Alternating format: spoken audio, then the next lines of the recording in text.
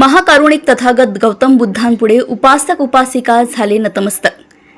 समस्त विश्वाला अहिंसा, प्रेम, त्यागाचा संदेश देणारे महाकरुणिक तथागत गौतम बुद्ध यांची जयंती जिल्ह्यात विविधांगी उपक्रमाने साजरी करण्यात आली।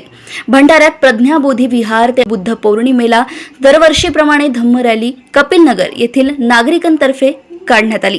नागपूर नाका परिसरात हजारो उपासक उपासकांनी बुद्धवंदना करत बुद्ध पौर्णिमा उत्साहात साजरी करण्यात आली।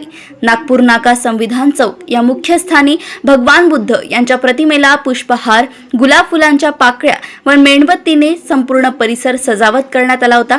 मोठ्या प्रमाणात या क्षणी शहरातील सर्व समाजातील भगवान बुद्धांना मानणारे नागरिक, उपासक उपासिका मोठ्या संख्येने उपस्थित होते।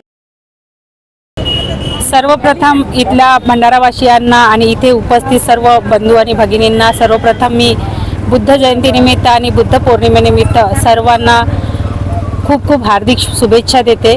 आणि बुद्धाबद्दल सांगायचं झालं तर शांती, क्षमा, प्रज्ञाशील असं त्यांचं एक महत्त्व होतं आणि ते सांगून गेले आहेत सर्वांना की कुठलंही कार्य करायचं असेल तर ते शांतीपूर्वक करा, की कुठलाही काम करत असताना हे शांतिमय व्हायला पाहिजे आणि तीच शिकवण आज आम्ही इथे जोपासली आहे।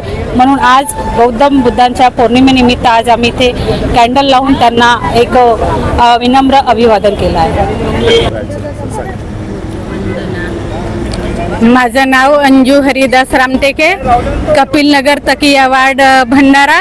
प्रज्ञाबोधी विहारमध्ये आम्ही दरवर्षीप्रमाणे बुद्ध पौर्णिमा साजरी करतो। मोठ्या उत्साहाने ह्या बुद्ध पौर्णिमेत सर्व उपासक उपासिका आम्ही सामील होतो आणि मोठ्या उत्साहाने बुद्ध जयंती साजरी करतो। आज वैशाख शुद्ध बुद्ध पौर्णिमा आहे आणि आज इथं बुद्ध पौर्णिमेचा कार्यक्रम आयोजित केलेला आहे आणि बुद्ध म्हणजे हे शांतीचे प्रतीक आणि ते शांतीच्याच मार्गाने कोणतेही काही समझोता करायचे होते। आणि आज आपल्या देशामध्ये भारत आणि पाकिस्तानचं जे युद्ध सुरू आहे ते शांततेच्याच मार्गाने सोडायला पाहिजे असं सगळ्यांना वाटते आणि त्याच निमित्ताने इथे हे कार्यक्रमाचं आयोजन केलेलं आहे बुद्ध पौर्णिमेचं।